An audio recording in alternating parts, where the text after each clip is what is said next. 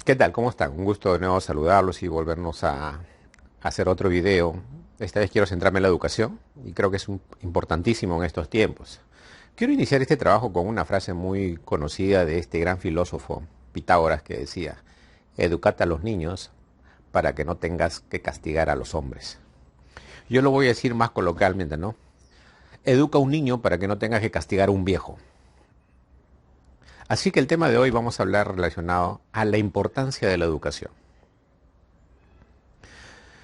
La educación en nuestro país, Perú, y a nivel mundial es importantísimo porque esa es la base fundamental para poder desarrollarnos como ciudadanos y para que seamos el elemento primordial que le pueda dar un sustento y base para que pueda salir un país. ¿Por qué? Porque la educación se basa en las normas, los principios, la socialización, la convivencia, los idealismos de poder superarnos, que en el transcurso de este proceso algunas se gestan algunas ideologías y doctrinas, eso es parte de la sociedad. Porque no vamos a conseguir una sociedad igualitaria o elitista. Existen muchos caminos, muchas formas de pensamiento que en el mundo están arraigados a base de muchos factores sociales. Pero antes de entrar a este pequeño, a este trabajo, quiero hacer un recuento rápido, preciso, que será motivo de hacer otro video en otra oportunidad sobre las escuelas. ¿Cómo es que las escuelas se imponen en esta sociedad? Existieron cuatro escuelas muy bien marcadas, cuatro escuelas. La escuela prusiana, la escuela napoleónica, la escuela escandinava y la escuela anglosajona o capitalista. Estas cuatro escuelas son las que están surgiendo o las que se crearon en su momento y las que hasta la actualidad se siguen todavía aún desarrollando en el ámbito educativo. Es fácil entender, la escuela escandinava viene a ser los Países Bajos o los países nórdicos que tienen una modalidad de enseñanza que es muy buena para su sector porque mantienen un sistema, digamos, no es pluralista como la nuestra, es diferente, entonces ellos trabajan bien. O traer esos programas de Finlandia, de estos países nórdicos hacia el Perú, y no ha dado resultado porque lamentablemente somos diferentes tipos de cultura. El sistema napoleónico, digamos, es más la masificación y el entorno social de desarrollarse en agrupamiento, ¿no? Algo que lo desarrolla la Unión Europea y lo desarrolla bien, crecen juntos. Bueno, en Perú nosotros peleamos hasta en provincia, si eres de Arequipa, no te llevas bien con el de Lima, el de la selva, peor será pues entre regiones. No nos llevamos muy bien con nuestros vecinos de Chile, de Ecuador, en fin. La comunidad andina no trabaja como debe ser, entonces este sistema napoleónico no funciona tampoco. El sistema prusiano, digamos, es el que más estamos trabajando hoy en día, y el sistema anglosajón. El anglosajón es más capitalista, ¿no? De los países más que están envergados en en el crecimiento económico, que no les preocupa mucho la enseñanza social de familia, solamente deben crecer. Y el prusiano sí es, ¿no? Aquella escuela antigua que se generaba para preparar, adoctrinar a las personas y sigan un rumbo, eso es lo que sigue hasta el día de hoy. Entonces tenemos una educación mezclada entre la napoleónica, escandinava, prusiana y la anglosajona. Pero la que más prevalece es la prusiana. ¿Por qué? Porque cuando nosotros vemos las clases, están tan adoctrinadas a formarnos bajo un sistema que a la larga resulta siendo un caos. Quiere decir que el currículo nacional ya no se puede diversificar porque lo que yo tengo que aprender acá en la costa, la tengo que aprender en la sierra, en la selva, y el niño es una mezcla de todo, que al final, que al momento que nosotros queramos desarrollarnos como país y entrar a un sistema de competencia, estamos en una ruina. Entonces, por eso es que nuestra educación es totalmente mala. Bien, concluyo con eso porque ahora quiero entrar a algo que es vital y es importante, más que todo, porque lo que estamos pasando es hoy. Para todo candidato que hemos tenido en el tiempo que yo tengo de vida, por ejemplo, toda la vida han hablado de educación. Mejorar la educación, aumentar el sueldo de los profesores y todo eso. Hasta el día de hoy, ningún candidato que luego fue presidente logró cambiar la educación. Tal es así que el presidente Pedro Castillo la declaró en emergencia de nuevo la educación. Algo que yo en otro video anteriormente lo dije, que vamos a llegar al bicentenario con la educación en emergencia. Se cumplió. Es que es así, es verdad. Yo quiero hacer un paráfrasis, un corto aquí para decir, ¿no? Tenemos a un presidente del Perú, que es un profesor de escuela rural, que es el Pedro Castillo, que él conoce mejor que nadie cómo es la educación en toda nuestra extrema pobreza, en todas las zonas del Perú. Porque lo que él ha enseñado o lo que él ha trabajado es lo que se vive acá, en grandes cantidades. Y ese es profesor real. No estoy a favor de él, simplemente quiero saber a ver qué tanto se preocupa por la educación ahora. Y no solamente eso, que nuestro ministro de Educación, el profesor Juan Cadillo, que ha considerado como uno de los 50 profesores mejores, también es profesor de educación docente o profesor de la escuela rural. O sea, dos autoridades, nuestras dos autoridades más altas en educación son profesores. Toda la vida le hemos criticado a la educación, porque hemos tenido ministros que no estaban vinculados a la educación, hemos tenido presidentes que no sabían nada de educación, y siempre así entonces no había solución. Ahora, los dos los tenemos, y es un honor porque yo soy profesor, y quiero ver qué tanto estos señores, con el todo respeto que se merecen, van a trabajar en la educación porque la conocen. Entonces, que ya no sea su caballito de batalla, sino a ver qué vamos a hacer en la educación. Ya, realmente ahora, en estos momentos. Entonces, como resulta siendo muy conflictivo este tema, entonces hay algo muy importante que tomar. La educación y la pandemia del COVID-19 y el estado de emergencia que nos llevó a la cuarentena. ¿Sí? Entonces, todo el 2019 se trabajó vía remoto, que hemos estado en una falta de comunicación con nuestros estudiantes y con nuestros profesores o profesores entre estudiantes, en fin, características de ese tipo.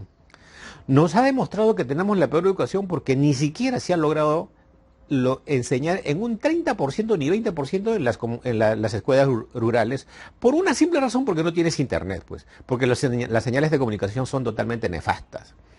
Nos ha demostrado que en el mismo Lima ha habido personas de bajos recursos económicos que se iban a Yoke Plaza a desarrollar sus clases virtuales con un celular. Nos ha demostrado que acá dentro del penal, dentro de un X penal, tenían internet y algunos padres de familia iban afuera del penal a poder captar un poco de señal para poder dictar sus clases. O sea, que la educación es fatal. Y también nos ha demostrado que acá nos falta bastante educación por parte de los padres de familia. El hecho de tener a los hijos en casa todo el día, ni siquiera nos hemos dado la molestia de crear en ellos algo de mística, algo de honor, algo de respeto por lo que se puede desarrollar en la educación. O sea, fue fatal. Pero bueno, pasamos ese 2020 encerrados como se ha conocido y hemos iniciado el 2021 de la misma manera. Estamos ya en el segundo semestre o estamos entrando a la segunda etapa de la educación en nuestro país. Y ahorita se empieza a decir muchas cosas, si empieza el sistema presencial, no presencial, o si vamos a ir al colegio, no vamos a ir al colegio, en fin, ¿no? Todo esto. Pero yo quiero recalcar algo muy importante acá, y esto es para tema de discusión. Todas las entidades del sector producción, económico, social, todos han presentado sus protocolos, todos tienen sus protocolos. Hasta los cines tienen sus protocolos, los gimnasios, todos tienen sus protocolos. ¿Ya? Pero, ¿quién presenta el protocolo en el sector de educación? Es más, ni siquiera se ha considerado como parte elemental ver qué tipo de sistema de protocolo se va a utilizar en el sistema de educación. No. Estamos preocupándonos en no contagiarnos del COVID-19 cuando ya hemos salido a todos los lugares, hemos ido a todos los lugares, los centros comerciales, yo veo un montón de niños, veo por los parques, veo por los micros, veo un montón de niños. O sea, la culpa no solamente va a ser del colegio, que si yo lo mando a mi hijo se va a contagiar en el colegio cuando va a contagiarse en otro lugar. Ojo, miren, educación, estamos hablando de educación. O sea, si es la base primordial para el crecimiento de un país, hasta ahorita no tenemos un protocolo. Es más, se han desarrollado programas de vacunación para médicos, para enfermeros, para abogados, para todo lo que el Colegio de Abogados ha preparado todo un trabajo, para los sociólogos, para los psicólogos y una serie de colegios han desarrollado sus protocolos y están vacunados. Yo no discrepo eso. Y en el sector de educación se están vacunando de acuerdo a lo que viene de su edad. Cuando podían haber desarrollado cuántos profesores son a nivel nacional y se podía trabajar con todos esos profesores. y vacunarlos a los profesores. No hay importancia, porque el profesor es el último del carrete. Ese es el profesor, ¿no? Ya lo sabe usted, señor Pedro Castillo, profesor. Usted lo sabe muy bien, que somos lo último del coche. Entonces hay que darle un poquito más de fuerza a la educación. Entonces, como no hay un programa, como no se han programado las vacunas y no hay un protocolo, no se va a iniciar. Se dice que se va a programar los semipresenciales y todo esto, pero no hay nada seguro. Pero ¿cómo pretendemos educar a un niño, a un adolescente, a un joven, si no le damos la responsabilidad de su cuidado? Si yo no le voy a dar esa responsabilidad de su cuidado para que diga, ¿sabes qué, hijo? Tú no tienes que sacarte la mascarilla porque eso... El niño lo hace, se cumple. Para eso está su profesor, para que lo vaya orientando. En los colegios hay canchas deportivas, de baloncesto, de natación, hay centros, hay todo eso. Están ahí todos abandonados. Ojo, no digo que se haga la presencialidad, sino la semipresencialidad, pero respetando los niveles de convivencia. Entiéndase que la educación no solamente es la norma del cumplimiento del currículo, del sílabo, la nota de ese sistema, no. La educación es el sistema de convivencia, estar entre amigos, compañeros, convivir, manifestarse. ¿Qué tipo de generación estamos sacando ahorita? La peor, la letal, donde el niño se pare delante de un televisor bien con su vestimenta y vamos a ver si el profesor está, o en el otro lado el profesor preparó una superclase y el alumno le pone como que está presente y no está presente. Yo como catedrático me siento delante de una pantalla y estoy ante una pantalla y miro a mi alrededor, no hay nadie. Pero no es como cuando yo voy a mis aulas con mis alumnos y empezamos a conversar y el otro levanta la mano y el otro está así, estamos en una comunicación, que la hora se nos va. Pero acá no. Entonces, son cosas que los profesores, nosotros, los profesores, nos damos cuenta que este sistema es funcionable, pero no todos estamos preparados, ni como país, ni como sociedad, ni como persona. Entonces hay que darle más importancia a la educación. ¿Qué soluciones nosotros podemos dar a esto, no? ¿Cuáles son las oportunidades? Uno, revaloremos al profesor, tanto de la básica, tanto del colegio, tanto de los colegios técnicos o de los institutos y de las universidades privadas, pues todos. Hay que considerar el primer elemento del profesor. Aunque suene mal, pero es la persona que va a formar, porque el profesor formó médicos, formó ingenieros, formó abogados, formó todo tipo de profesionales, formó el profesor desde pequeñito, que en el tiempo ya se ha desarrollado por una carrera diferente. Y para ser ingeniero te enseña un profesor, para ser arquitecto te enseña un profesor, abogado te enseña un profesor, obviamente es un abogado, pero es profesor. Y se han formado bajo ese principio. Entonces, si no le damos la importancia a la educación, o no le vamos a dar la importancia, ¿cómo pretendemos crecer? Ojo, no se trata de que yo le voy a aumentar el sueldo al profesor, porque ni plata, ni dinero hay, si nosotros podemos analizar, y esto lo puede decir el ministro de Economía, sabéis que no hay dinero como para aumentar tanto al profesor. Pero ¿cómo le puede reconocer el valor del docente? ¿Cómo sabe reconocer esta participación que tiene de convivencia? Cuando un profesor trabaja en el sistema virtual, ¿ustedes qué creen? ¿Que solamente ese dentro del sistema ya está, es más fácil? No, señores, es más complicado.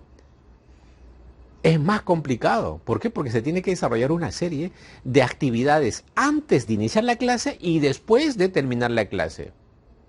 Y si encima, con el sueldo que tienes, no puedes tener un buen internet, no puedes tener una buena computadora, no puedes tener, digamos, las facilidades que deberías de tener, imagínense.